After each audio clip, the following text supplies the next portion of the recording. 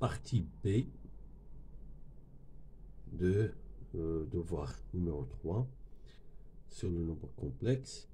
Alors, dont alpha appartient à C étoile et on définit cette application. Alors, première question, montrer cette équivalence. Alors, f de alpha z appartient à R. C'est un imaginaire pur, c'est seulement si son conjugué est égal à son opposé. Alors, on va exprimer correctement le conjugué de cette fraction. C'est alpha bar z bar sur alpha bar moins z bar, qui est égal à moins alpha fois z sur alpha moins z. Ce qui est équivalent à alpha bar z bar fois alpha moins z est égal à moins alpha z fois alpha bar moins z bar. Alors, nous allons développer en faisant la remarque suivante. Alpha bar fois alpha, c'est le module de alpha au carré, fois z bar, moins gz bar fois z, c'est le module de z au carré. De même, de l'autre côté, c'est moins alpha fois alpha bar, c'est le module au carré fois z, plus alpha fois le module de z au carré, qui est équivalent à... Alors, nous allons assembler ces termes-là, alpha au carré, z bar plus alpha au carré, z est égal à alpha bar z au carré plus alpha fois z au carré. Alors, factorisons par alpha au carré, c'est z bar plus z égale, factorisons par module de z au carré, c'est alpha bar plus alpha. Alors, la somme d'un nombre et son conjugué, c'est 2 fois la partie réelle de z. De même pour l'autre côté, module de z au carré fois 2 fois la partie réelle de alpha. Alors, on simplifie par 2 et on obtient la proposition demandée. Module de alpha au carré, la partie réelle de z est égale à module de z au carré, la partie réelle de alpha. C'est ce qu'il faut démontrer. Là, je vais regarder. Voilà. Or, question 2. On pose le module de z moins alpha est égal à r et un argument de z moins alpha θ. Alors, question A, on vous demande de exprimer le module de f de alpha z moins alpha en fonction de r et module de alpha. Oui, et module de alpha. Alors, écrivons d'abord l'expression moins alpha est égal alpha z sur z moins alpha moins alpha. Donc, ceci va vous donner alpha z moins alpha z plus alpha au carré sur z moins alpha, qui est égal à alpha au carré z moins alpha. On va utiliser les propriétés algébriques de module. Donc, le module de f de alpha z moins alpha est égal au module de alpha au carré sur z moins alpha. Et on obtient c module de alpha au carré sur r. Question suivante, exprimer argument de f de alpha z moins alpha en fonction de θ et argument de alpha. Alors je reprends la formule f de alpha z moins alpha, c'est alpha au carré sur z moins alpha, et je vais utiliser les propriétés algébriques de l'argument moins alpha est congru à argument de alpha au carré sur z moins alpha modulo de pi, qu'on peut écrire argument de alpha au carré moins argument de z moins alpha modulo de pi, ceci va vous donner 2 fois argument de alpha moins θ modulo de pi. Voilà, c'est ce qu'il faut démontrer. Une expression en fonction de argument de alpha et θ. Alors, la troisième question, on suppose, on prend dans cette question alpha c'est moins 1 plus i, et on définit ces trois ensembles. Alors, première question, déterminer C et E. Voilà, les deux ensembles C et E. Commençons par l'ensemble C.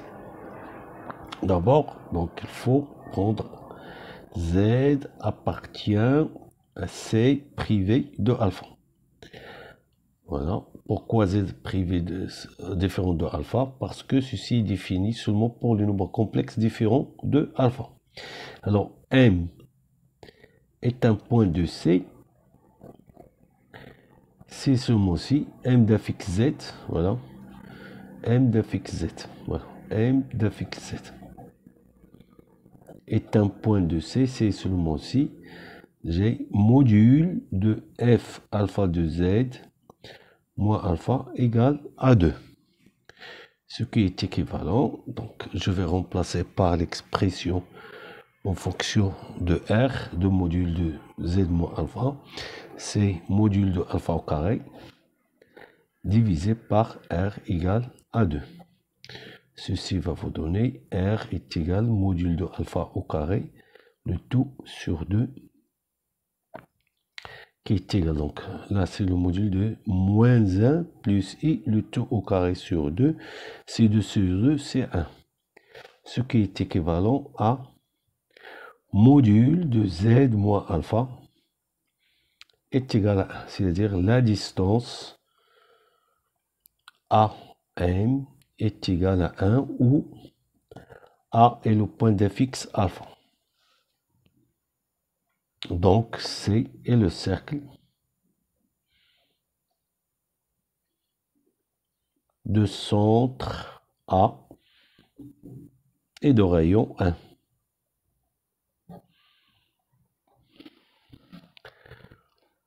Alors maintenant, déterminons l'ensemble E. Alors M d'affixe Z est un élément de E. C'est seulement si F alpha de Z est un imaginaire pur. Donc d'après la première question, ceci est équivalent à module de Z au carré fois réel de alpha est égal à module de alpha au carré fois réel de Z. Ce qui est équivalent. Alors module de réel de alpha c'est moins 1. Et module de alpha au carré c'est 2. C'est réel de Z, ce qui est équivalent à module de Z au carré plus 2 réel de Z égale à 0. Alors posons Z est égal X plus IY où le couple XY est un couple de réel, c'est-à-dire ça c'est la forme algébrique de Z. Alors M de Z appartient à E, c'est seulement si x carré plus y carré plus 2x égale à 0, ce qui est équivalent à x carré plus 2x plus y au carré plus égal à 0, et on reconnaît l'équation d'un cercle. Là vous avez x plus 1 au carré plus y au carré, j'ai ajouté C1, je vais retrancher 1, ce qui va donner égal à 1.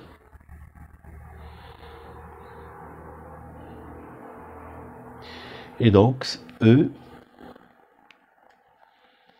voilà, E est le cercle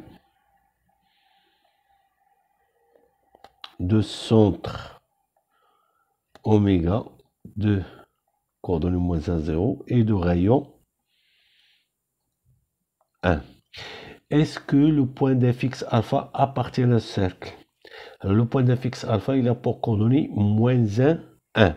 Si je remplace ici, ça donne moins 1 plus 1 au carré, c'est 0, plus 1 au carré est égal à 1, donc il faut priver ce cercle de ce point, priver de point A d'infixe alpha, car Z au départ doit être différent de alpha. Donc E est le cercle de centre, le point de coordonnée moins 1, 0, de rayon 1, privé de alpha.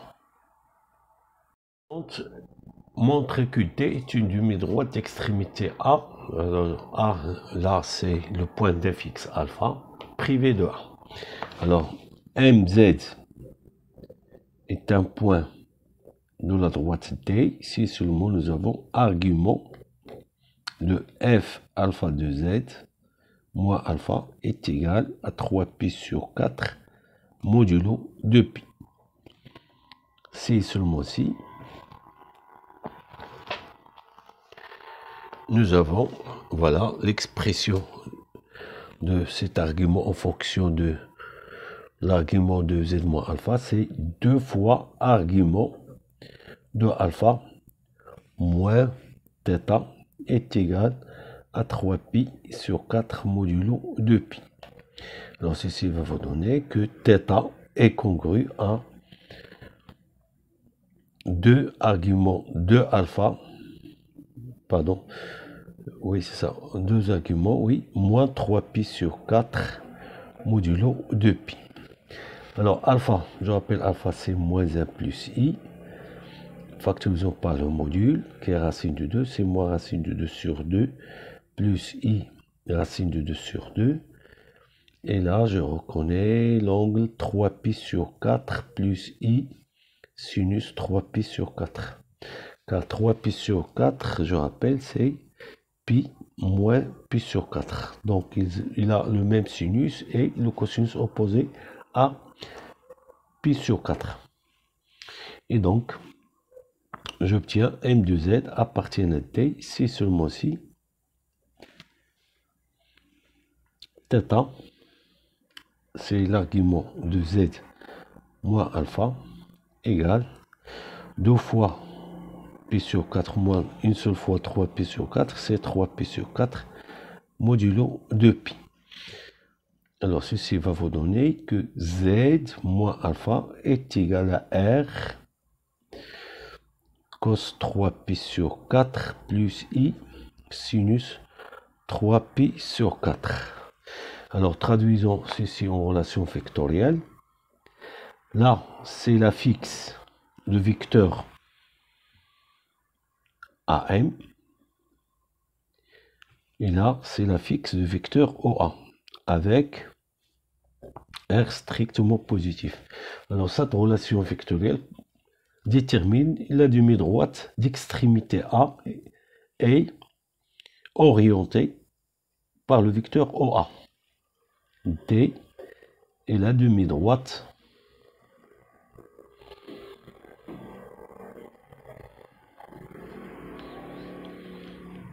d'extrémité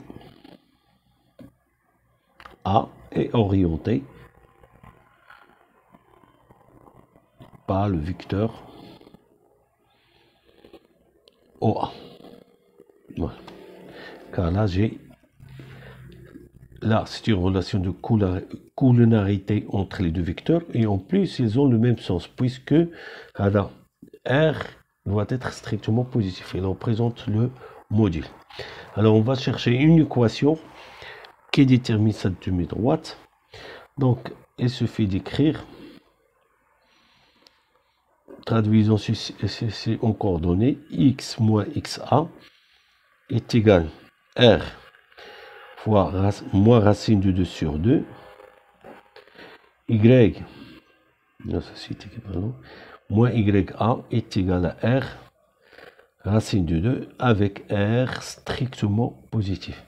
Alors, pour trouver une équation cartésienne, on va éliminer R entre les deux équations. Donc, il suffit de faire la somme. Ça donne x plus y moins xa moins ya égale à 0.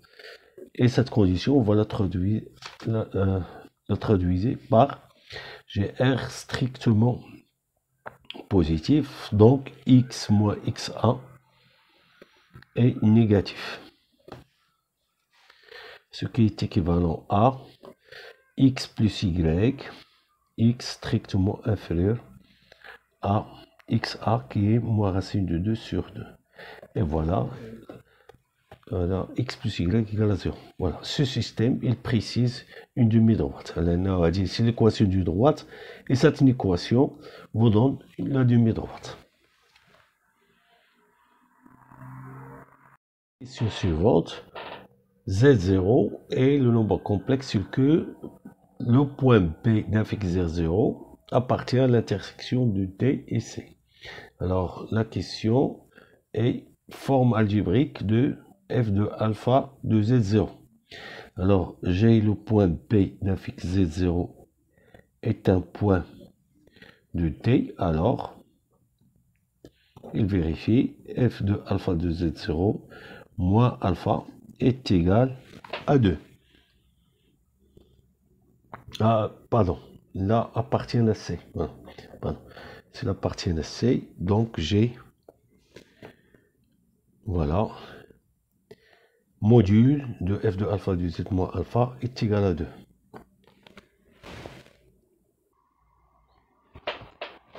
GP B d'un fixe Z0 appartient à la droite D, donc argument de f alpha z moins alpha égale à 3π sur 4 modulo 2π. Donc, j'ai un argument de ce nombre complexe et un module. Donc, f de alpha de z moins alpha égale à 2 fois cos 3π sur 4 plus i sinus 3π sur 4. Donc, f de alpha z est égal à alpha plus 2 fois cos 3π sur 4 plus i sinus 3π sur 4. Donc ceci va vous donner, c'est moins 1 plus i, plus 2, facteur de racine de 2 sur, moins racine de 2 sur 2, plus i racine de 2 sur 2, qui va vous donner finalement, donc c'est moins 1 moins racine de 2, plus i, facteur de 1 plus racine de 2. Et voilà la forme algébrique de f de alpha z0. Puis on vous demande déterminer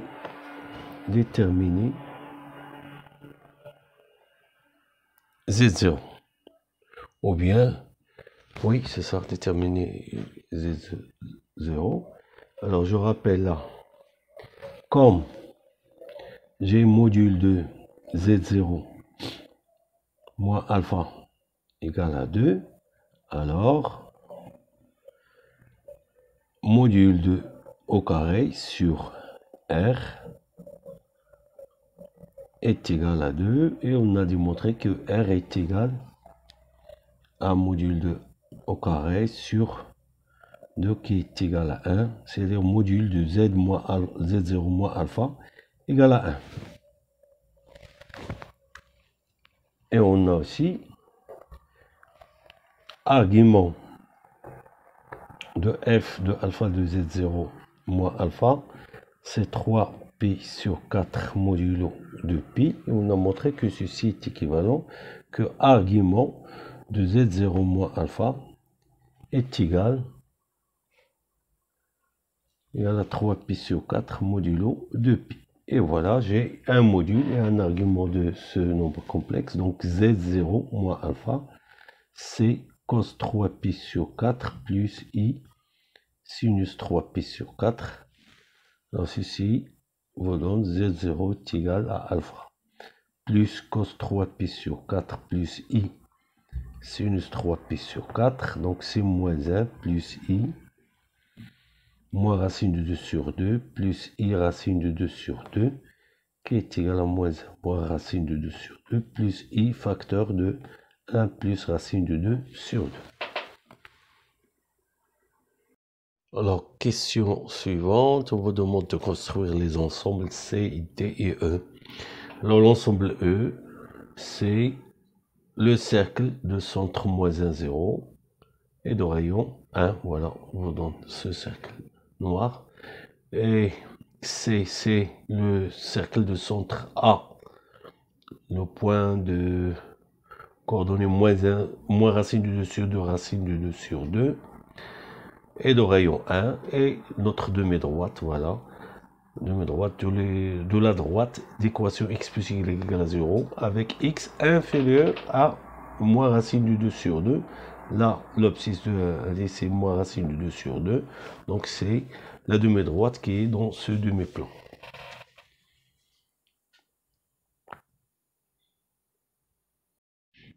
Alors, quatrième question.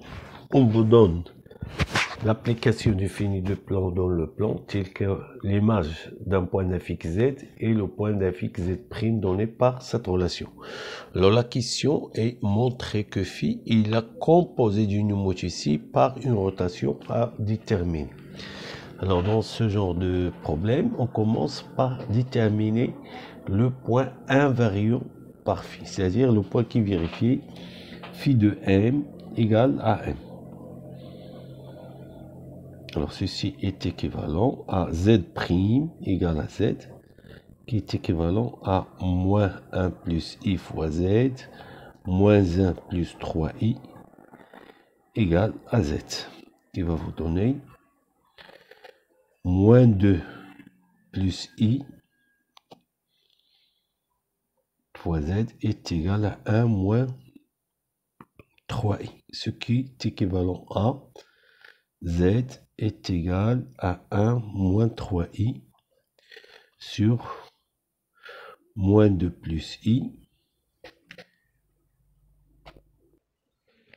Alors, on trouve z est égal à moins 1 plus i, c'est-à-dire m est le point A. Et donc, il admet un seul point invariant. Alors, pourquoi ceci? Maintenant, si j'écris... Alors, maintenant, c'est facile de démontrer que c'est le composé d'une homothétie par une rotation. Alors, on va écrire, on a z' est égal à moins 1 plus i fois z, moins 1 plus 3i. Alpha, la fixe de A, c'est un point invariant. Donc, alpha est égal à moins 1 plus i fois alpha moins 1 plus 3i. Alors, qu'est-ce qu'on fait? Alors, je vais faire la soustraction de ces deux inégalités et j'obtiens z' moins alpha est égal à moins 1 plus i fois z moins alpha, qui va vous donner z' moins alpha, factorisons par racine de 2, ça donne moins racine de 2 sur 2 plus i racine de 2 sur 2 z moins alpha, z' moins alpha est égal à racine de 2 fois 2 exponentielle 3pi sur 4 fois z moins alpha. Donc là, je vois tout de suite le composé dont on veut démontrer, car là, vous voyez, pour passer de z moins alpha à z' moins alpha, il faut multiplier ce nombre complexe par l'exponentielle, qui traduit une rotation, puis multiplier par racine de 2, qui traduit une homothétie. Alors, comment démontrer ceci? Alors, posons R, voilà, la rotation de centre A et d'angle 3pi sur 4, H, l'homothétie de centre A et de rapport racine de 2. Alors, montrons que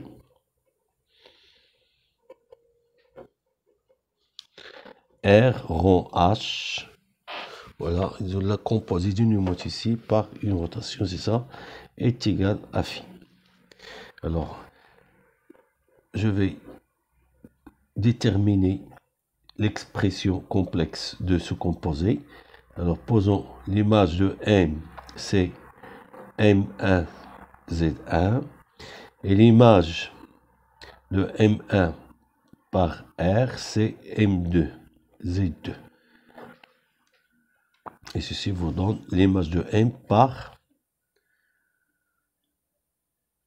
R rond H. Alors le but c'est, montrons que Z2 coïncide avec Z'. Et donc M2 coïncide avec M'. Alors commençons par écrire que M1, l'image M1 c'est, pardon, M1 c'est l'image de M par la fonction, par le moitié H. Donc j'ai Z1 moins alpha est égal à racine de 2 fois Z moins alpha.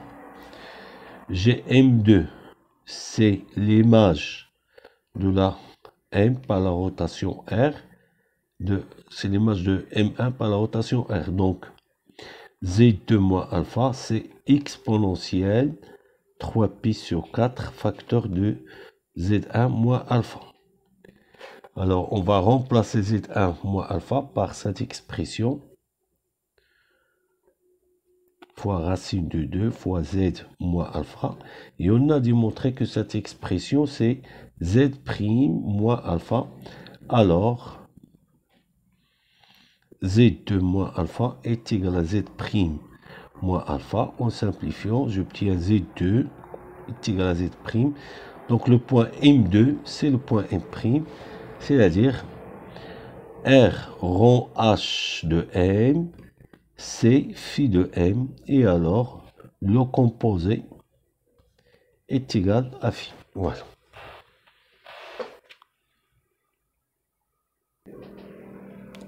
Alors la dernière question dans cette partie, c'est déterminer les images de C et D par phi. Alors commençons par l'image de C. Alors phi de C, on a démontré que c'est R rond H de phi qui est égal à R de H de phi. Alors je rappelle, C est le cercle de centre A et de rayon 1. Alors l'image, son image par le mot ici H, et le cercle ici de centre, l'image de A par cette mot ici qui est égal à A, car H est de centre A, et de rayon, on multiplie le rayon par le rapport qui est racine de 2. Et donc si j'applique R à ce cercle, ceci va me donner le cercle de centre R de A qui est égal à A, et le rayon va être conservé. Voilà, donc phi de C est le cercle de centre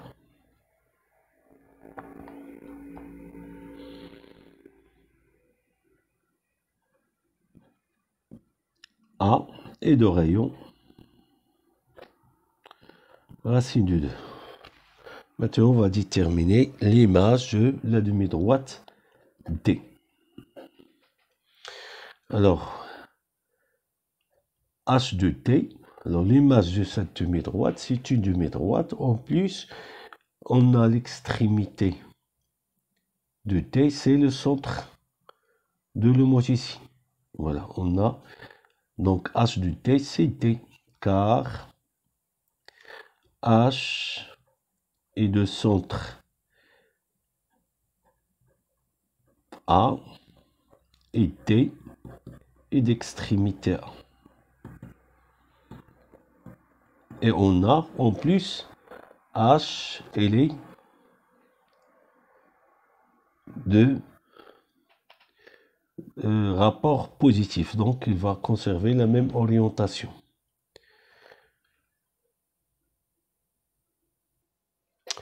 Donc, phi de t est égal R de H de t qui est égal à R de t. Alors, toujours, l'image d'une demi-droite par une rotation, c'est une demi-droite, l'extrémité et le centre de la demi-droite, donc R de t, phi de t, est une demi-droite d'extrémité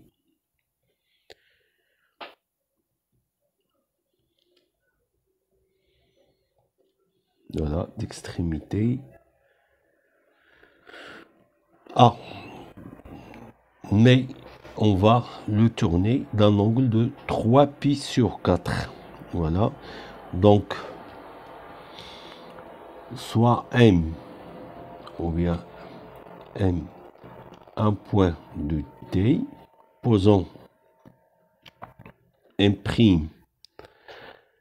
est égal à phi, ou bien R de T, parce que je cherche l'image de T par la rotation R. Alors, j'ai le vecteur AM est égal à 3π sur 4 modulo 2π. Introduisons le premier vecteur de repère, O1 plus O1 AM' est égal à 3π sur 4 modulo 2π. Là, c'est 3π sur, moins 3π sur 4. Donc, on obtient E1 AM' égale à 3π sur 2 modulo 2π. Alors, qu'est-ce que c'est que cette demi-droite? Voilà. Donc, il fait un angle de 3π sur 2 avec le premier vecteur à partir de A. C'est-à-dire, si vous tracez ici, c'est le repère E1, vous avez E1, O2. Là, c'est votre point A. Alors, j'ai AM' fait avec E1 3π sur 2. Donc, O1, c'est ça. Donc, 3π sur 2, c'est ça. Ouais. C'est cette demi-droite qui est verticale et avec Y inférieur à l'ordonnée de A. C'est-à-dire, on obtient donc R de T qui est phi de T en même temps. C'est la demi-droite, voilà, qui est verticale, c'est-à-dire X est égal l'ordonnée, l'abscisse de A, moins racine de 2 sur 2, avec Y strictement inférieur à racine de 2 sur 2.